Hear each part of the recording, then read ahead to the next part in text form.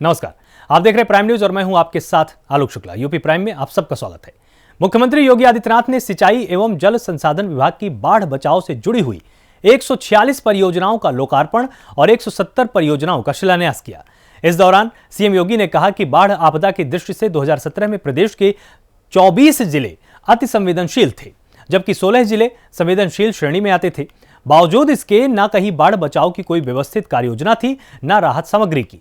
लेकिन वर्तमान सरकार ने स्थानीय जरूरतों का आकलन कर विस्तृत कार्ययोजना तैयार की है। उन योजनाओं को लागू भी किया गया और उसकी जवाबदेही भी निर्धारित की गई।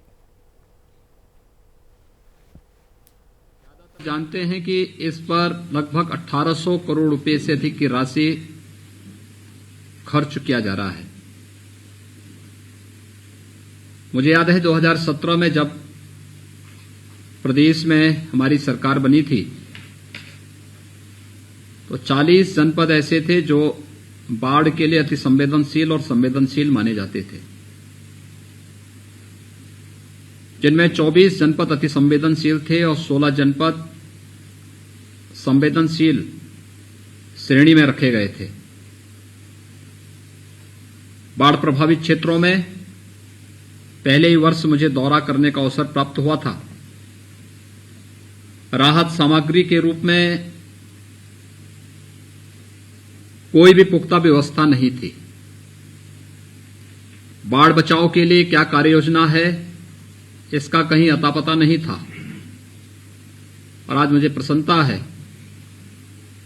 कि प्रदेश की जनता को बाढ़ जैसी प्राकृतिक आपदा से बचाव करने के लिए राज्य सरकार ने समय से अस्थायी समिति की बैठकों को संपन्न करना, इसके लिए विस्तृत कार्ययोजना को न केवल बनाना बल्कि उसे लागू करना और पूरी जवाबदेही के साथ जो कार्य संपन्न हुए, आज उसका परिणाम है कि इस वर्ष 146 परियोजनाओं का लोकार्पण का कार्यक्रम हम संपन्न कर रहे हैं और 170 नई परियोजनाओं का शिलान्यास का कार्य यहां पे प्रारंभ हो रहा है। बाढ़ बचाव के लिए हम लोगों ने इस दौरान पहली बार राज्य के इतिहास में कुछ नए प्रयोग भी किए। इसके बहुत अच्छे परिणाम भी आए।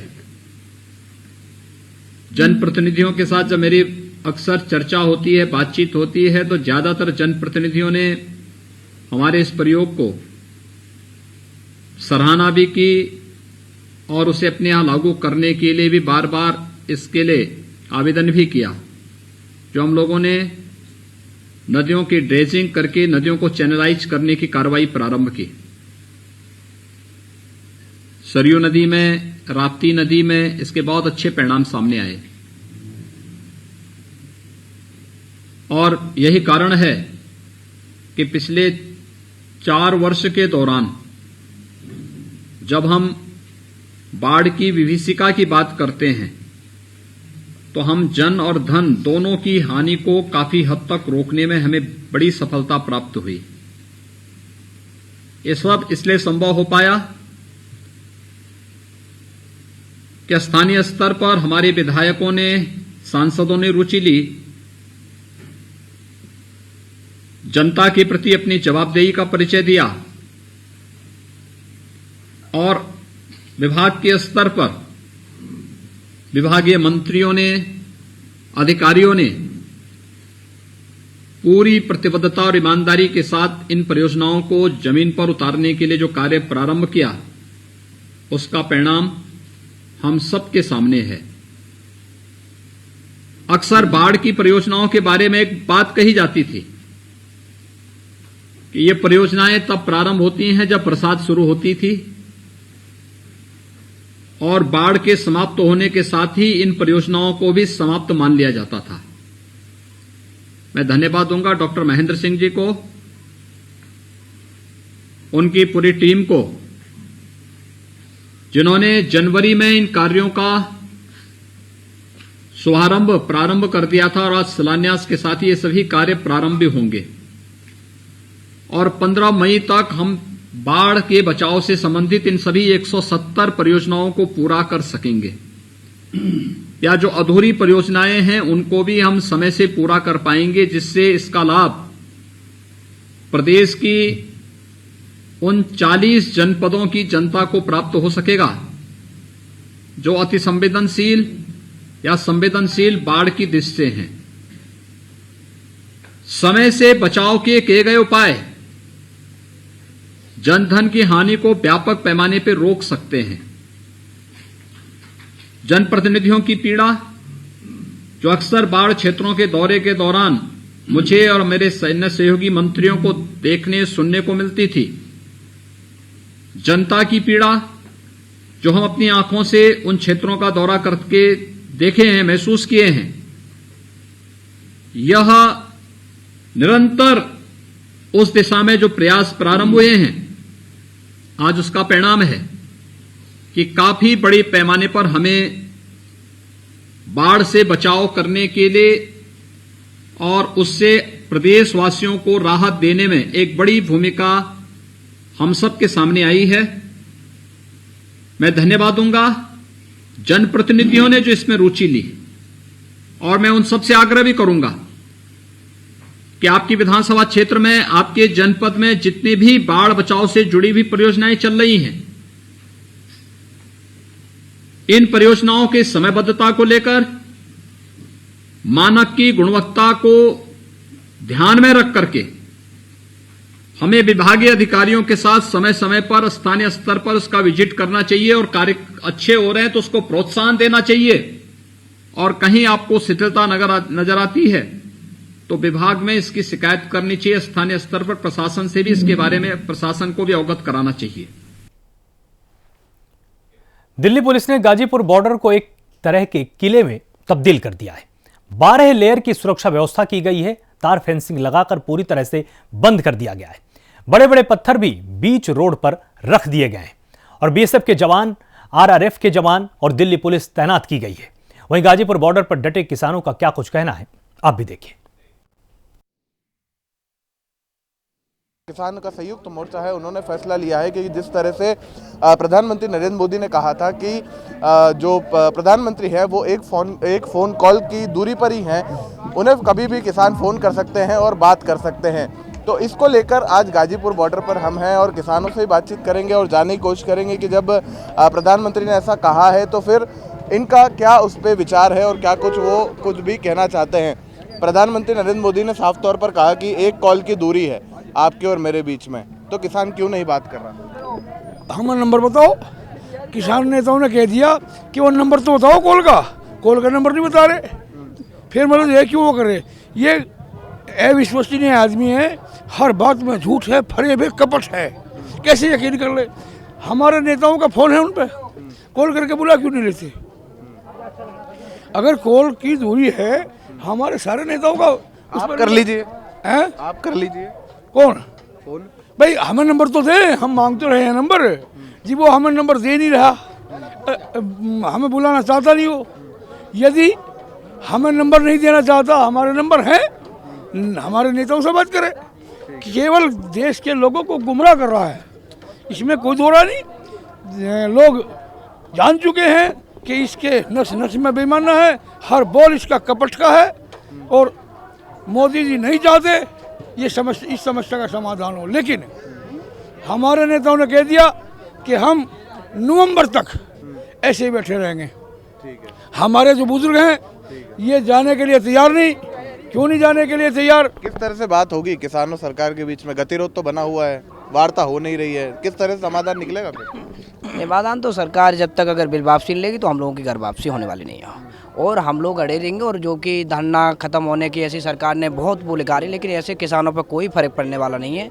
और आप लोगों ने देखा है कि किस तरह से जनता फिर दोबारा से बढ़ रही है, और बाकी तुम आप देख ही रहे हैं, सब किसान अपनी मनमानी पे अड़ा हुआ है। सवाल हो रहा है, गाजीपुर बॉर्डर पर जिस तरह से छावनी बना दी है, किला तरह का बना दिया है, पैदल चलने के रास्ते पर भी फेंसिंग लगा दी है, इसके साथ साथ बैरिकेडिंग भी कर दी गई है, क्या वजह लग रही है इसकी भी? और क्या अगर सुरक्षा के लिहाज से ये सब किया गया तो क्या किसान डरेगा? ये नहीं, किसानों की कोई ऐसी डरने वाली कोई बात नहीं है। किसान एक जवान, और किसान की कोई कभी डरने वाली और कोई ऐसी कुछ बात नहीं है। चाहे वो सरकार किधर से भी रास्ता रोक सकती है और किधर से भी कुछ कर ले, लेकिन इस बात से हमें कोई असर नहीं पड़ने वाला नहीं। ये एक किसानों के आंदोलन को बदनाम करने के लिए जो लोकल के जो लोग हैं ये इसे बदनाम करें, इसके सामने आए, इसके विपक्ष में आए। इस वजह से ये रास्ता सब षड्यंत्र है ये सरकार का। मतलब लोगों को खिलाफ कर रहे हैं किसान। हम जो है ये बताना चाहते हैं कि ये किसान मोदी से डर जाएगा। ये अकबर से नहीं डरा, औरंगजेब से नहीं डरा, अंग्रेजों से ये किसान नहीं डरा। इस मतलब जो है मोदी से डर जाएगा किसान। किसान को डराना चाहते हैं। ये किसान भारत का की रीढ़ है। किसान माने भारत, भारत माने किसान। ठीक है, तो भारत माने किसान और किसान माने भारत, यानी साफ तौर पर जब अकबर और इनके ज़माने से किसान नहीं डरा तो जो बैरिकेटिंग और फेंसिंग फिलहाल दिल्ली पुलिस की तरफ से गाजीपुर बॉर्डर पर लगाई गई है कि पैदल जाने वाले रास्ते पर भी पूरी तरीके से फेंसिंग है, लेकिन उसके बाद भी किसान जो है उनका हौसला इसी तरीके से बुलंद है और किसान जो है वो लगातार यही कह रहे हैं कि वो नहीं जाने वाले हैं कहीं पर भी। सर जी, आप किसान हैं, आपसे बात करेंगे। नरेंद्र मोदी ने कहा कि आप एक फ़ोन कॉल दूर हैं, आप बात कीजिए और इस पूरे का समाधान निकालिए। क्यों नहीं बात हो पा रही है? बात वो नहीं हो रही ना, जो उन्होंने प्रस्ताव दिया था वो मंजूर नहीं है। हमें जो उन्होंने प्रस्ताव दिया था वो मंजूर नहीं है, इसीलिए बात नहीं हो पा रही। ये है कारण। कॉल भी वही करेंगे, पहले कॉल वो करेंगे, बंद होने की ये कॉल वो कॉल करेंगे। अच्छा, एक सवाल और, जिस तरह से गाजीपुर बॉर्डर की स्थिति देखें तो पूरा तार फेंसिंग लगा दिया है, बैरिकेड लगा दी गई है। क्या लग रहा है कि आप लोगों को फंसाने की साजिश है या जनता को परेशान करने की? जनता को परेशान करने की। हम नहीं फंसते, किसान कैसे फंसेगा? किसान तो अगर खोलना चाहेगा तो रास्ता खुल भी जाएगा, अगर खुद खोलना चाहेगा किसान तो खुल भी जाएगा। ये तो सिर्फ जो आम पब्लिक है आसपास की, उनको भड़काने के लिए है कि आप किसानों के विरोध में हो जाओ, और किसानों ने रास्ता रोक रखा है। लेकिन पब्लिक सब समझती है, तो अनजान तो है नहीं कोई भी, तो इसलिए है सारा कांड। ये बॉर्डर पर होना चाहिए, सरहद पर होना चाहिए, ये दिल्ली बॉर्डर पर नहीं होना। क्या लगता है यहाँ क्यों कर रखा है? ये बकवास है, सब बकवास, बीजेपी सब बकवास कर रही है। जो तार फेंसिंग और जो 12 लेयर की बैरिकेटिंग पुलिस ने कर रखी है, दिल्ली पुलिस ने कर रखी है, इनका मानना है कि सरकार के कहने पर ही दिल्ली पुलिस ने की है, लेकिन उससे इनके हौसले कम नहीं होंगे बल्कि बढ़ेंगे। और इसी के साथ साथ जो भी संयुक्त मोर्चा फैसला लेगा वो किसान मानेंगे, और जो भी निर्णय सुप्रीम कोर्ट के द्वारा दिया जाता है वो भी किसान पूरी तरीके से मानेंगे। कैमरा पर्सन जुबैर राणा के साथ महेश शर्मा, प्राइम न्यूज़। किसान का संयुक्त। तो वहीं लखनऊ में लखनऊ विकास प्राधिकरण अतिक्रमण और भू माफियाओं अवैध निर्माण के खिलाफ 7 फरवरी से फिर से बड़े पैमाने पर अभियान शुरू करने वाला है। लखनऊ विकास प्राधिकरण के उपाध्यक्ष अभिषेक प्रकाश ने बताया कि मुख्यमंत्री की मंशा के अनुरूप लखनऊ विकास प्राधिकरण लगातार अतिक्रमण और भूमाफियाओं के खिलाफ कार्रवाई कर रहा था। यह कार्रवाई 7 फरवरी से फिर से वृहद रूप से शुरू की जाएगी, जिसमें अतिक्रमण, अवैध कब्जा, भूमाफियाओं और अवैध निर्माण के खिलाफ कठोर कार्रवाई की जाएगी। हैं कि प्रदेश शासन की माननीय मुख्यमंत्री जी की मंशा के अनुरूप जीरो टॉलरेंस अवैध अतिक्रमण और भूमाफियाओं के विरुद्ध है। इसके अंतर्गत ही एलडीए के द्वारा विगत महीनों में बहुत अच्छी कार्रवाइयाँ की गई थी, और इसके साथ फोर्स के साथ कोऑर्डिनेट करके अब फरवरी के लिए भी प्लान बना दिया गया है।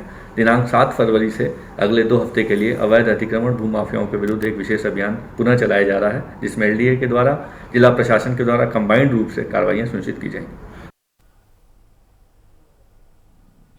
मुरादाबाद में नगर निगम द्वारा स्वच्छ सर्वेक्षण 2021 जॉन लेवल कार्यशाला का आयोजन किया गया। इसमें सभी वार्ड के पार्षद मौजूद रहे। कार्यशाला में बताया गया कि कूड़ा कचरा नालियों में न फेंकें, नगर निगम द्वारा लगाए गए कूड़ेदान में ही फेंका जाए, और जनता को स्वच्छता ऐप डाउनलोड कराई गए और उसके बारे में समझाया भी गया, जिससे हमारा शहर सुंदर और स्वच्छ बन पाए।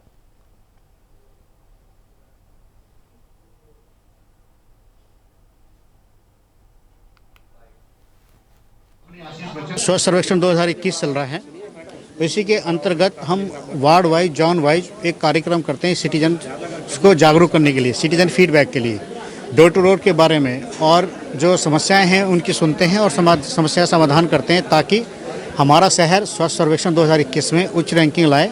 और सभी शहरवासियों से अपील करते हैं कि हमें अपना योगदान दें। जितने लोग आपका चैनल देखेंगे उनसे भी अपील करते हैं कि आसपास गंदगी ना होने दें, स्वच्छ सर्वेक्षण में अपना पार्टिसिपेट करें, स्वच्छता ऐप्स के माध्यम से अपनी शिकायत दर्ज करें। इसी के साथ मैं पुनः पूरे मुरादाबाद वासियों को अनुरोध करूंगा कि आप मिलकर कंधे से कंधा मिलाकर हमारा साथ दें, कूड़ा इधर उधर न डालें, जो डोर टू डोर की गाड़ियां आ रही हैं उनको ही कूड़ा दें। खबर औरैया से है, जहां पर विद्युत कर्मचारी संयुक्त संघर्ष समिति द्वारा केंद्र सरकार के 17 अप्रैल 2020 को जारी किए गए draft electronic city amendment bill 2020 का विरोध किया गया है। कर्मचारियों ने विरोध करते हुए एक दिन का सांकेतिक कार्य बहिष्कार किया। धरने पर बैठे कर्मचारियों ने अपने ज्ञापन में मांग की अन्य प्रदेशों की तरह उत्तर प्रदेश में भी बिजली कंपनियों का एकीकरण किया जाए, इसकी मांग की। साथ ही पुरानी पेंशन योजना बहाल की जाए, नियमित पदों पर नियमित नियुक्ति की जाए और संविदा कर्मियों को नियमित किया जाए। ये केंद्र सरकार जो 2021 का नया बिजली विभाग का एक अमेंडमेंट ला रही है विद्युत विभाग उद्योग के लिए, जिसमें वो सारी संपत्ति निजीकरण के द्वारा अपने पूंजीपतियों को देना चाह रही है, उसी का ये विरोध है। सरकारी जो संपत्ति सार्वजनिक संपत्ति है, इसका वो दुरुपयोग न हो, ये जनता के हित में रहे, इसके लिए हम लोग आज एक दिन के सांकेतिक कार्य बहिष्कार कर रहे हैं। देश के 15 लाख बिजली कर्मियों के साथ उत्तर प्रदेश के बिजली कर्मचारियों ने केंद्र सरकार के निजीकरण की नीतियों के विरोध में कार्य बहिष्कार किया। लखनऊ के शक्ति भवन पर विरोध सभा आयोजित हुई, जिसमें बिजली कर्मियों की प्रमुख मांगे जैसे electric city amendment bill 2021, for standard bidding document वापस लेना, निजीकरण की सारी प्रक्रिया निरस्त करना, ग्रेटर नोएडा का निजीकरण और आगरा फ्रेंचाइजी का करार समाप्त करना जैसी तमाम मांगों को लेकर बिजली कर्मचारियों ने कार्य बहिष्कार किया।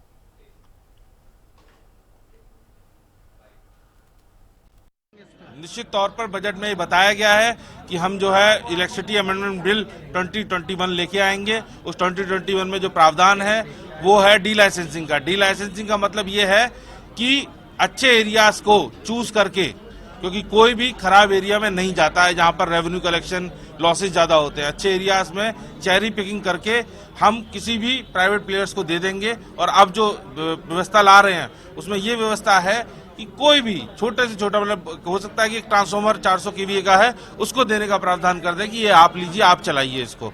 तो इस प्रकार की व्यवस्था में, जबकि ऑलरेडी इतने बड़े विघटन वाले पहले 2000 में सारे कॉर्पोरेशन को तोड़ा गया, वो एक्सपेरिमेंट फेल हो चुका है। मुरादाबाद के मुगलपुरा थाना क्षेत्र में बीजेपी विधायक के इलाके में जामा मस्जिद पार्क का सपा विधायक इकराम कुरैशी ने लोकार्पण कर दिया, जिसके चलते नाराज स्थानीय लोगों ने लोकार्पण बोर्ड पर कालिख पोत दी। इसके बाद अब जल्दी ही लोकार्पण बोर्ड बदलकर भाजपा के नगर विधायक रितेश गुप्ता पार्क का लोकार्पण करेंगे। बताया जा रहा है कि जामा मस्जिद पार्क का सौंदर्यीकरण का काम चल रहा है, जो कि बीजेपी विधायक रितेश गुप्ता के क्षेत्र में आता है। लेकिन मुरादाबाद देहात क्षेत्र में सपा विधायक हाजी इकराम कुरैशी ने पार्क का लोकार्पण किया।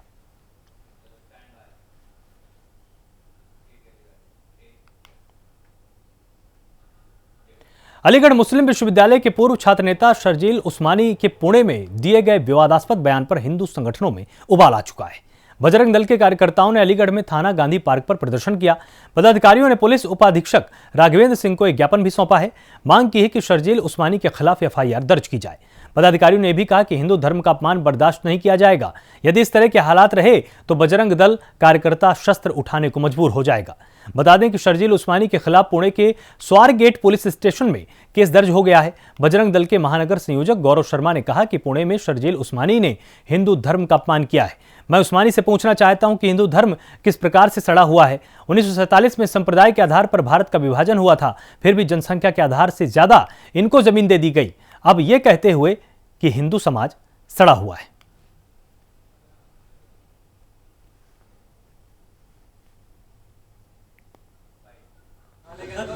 AMU के पूर्व छात्र शर्जील उस्मानी ने हिंदू धर्म को लेकर अपशब्द कहे हैं और हिंदू धर्म का अपमान किया है। इसी को लेकर आज हमने प्रेस आयोजित की है। मैं शर्जील उस्मानी से पूछना चाहता हूं कि हिंदू धर्म किस प्रकार सड़ा हुआ है। 1947 में संप्रदाय के आधार पर भारत का टुकड़ा हुआ पाकिस्तान। जितनी इनकी जनसंख्या थी उससे ज़्यादा हिस्सा इनको दे दिया गया। उसके बाद भी इनको भारत में रहने की जगह दे दी गई। हमने इनको अपनाया, इनको सारी मूलभूत सुविधाएं दी। उसके बाद ये कहते हैं भारत तेरे टुकड़े होंगे। उसके बाद ये कहते हैं कि हिंदू धर्म बेकार है, हिंदू धर्म सड़ा हुआ है और हिंदू धर्म के द्वारा मॉब लिंचिंग होती है। मैं पूछना चाहता हूँ 644 में इनके खलीफा की हत्या किस संप्रदाय के लोगों ने की थी?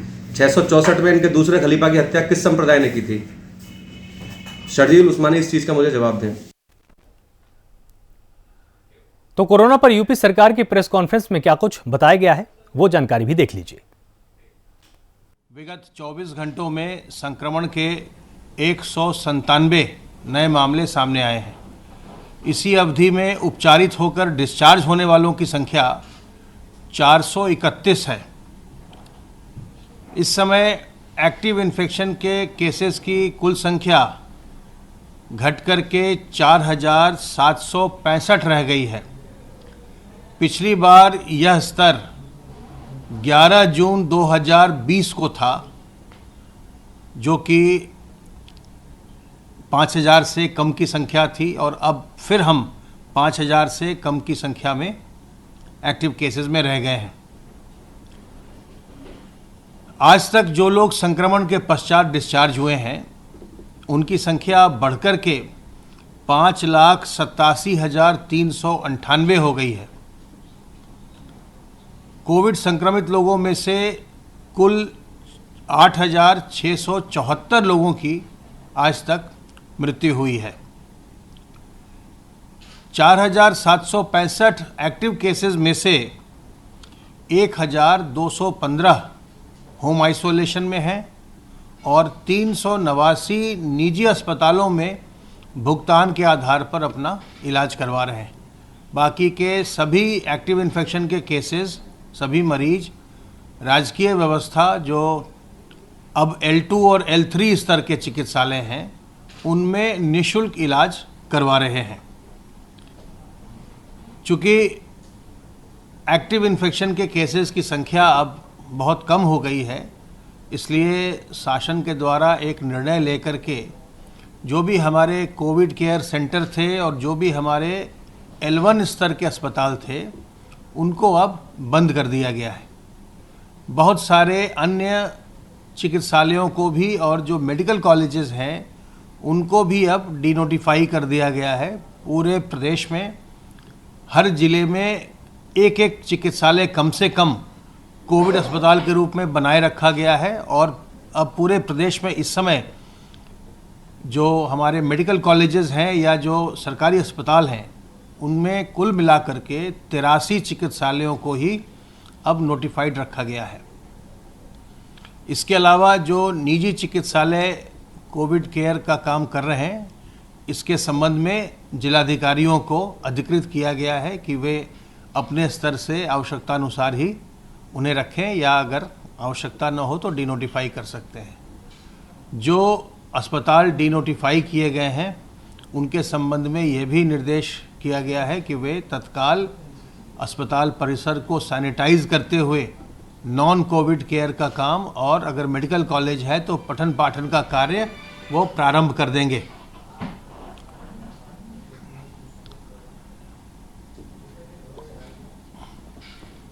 ई संजीवनी पोर्टल पर कल 5,284 लोगों ने घर बैठे चिकित्सकीय परामर्श प्राप्त किया है। ई संजीवनी पोर्टल पर आप जानते हैं कि अगर आपके पास स्मार्टफोन है या कंप्यूटर है जिसमें इंटरनेट है तो आप घर बैठे ही डॉक्टरों से सलाह प्राप्त कर सकते हैं। आपकी वीडियो कॉलिंग होती है और वीडियो कॉलिंग के माध्यम से आप उनसे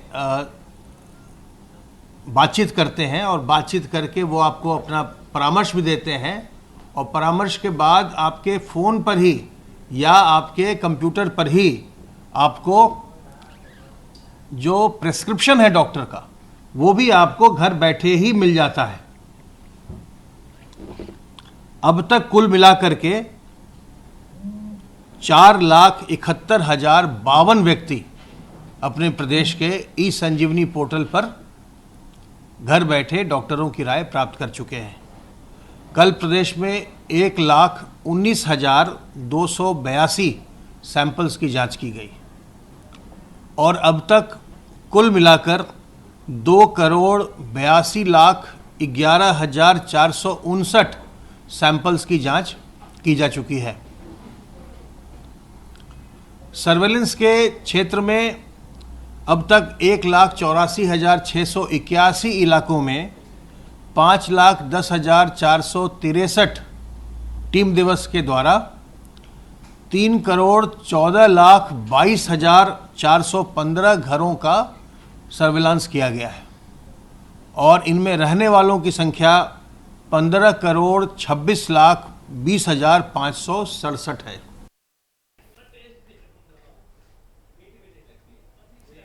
फिलहाल यूपी प्राइम में सिर्फ इतना ही। आप लगातार जुड़े रहिए प्राइम न्यूज के साथ। नमस्कार।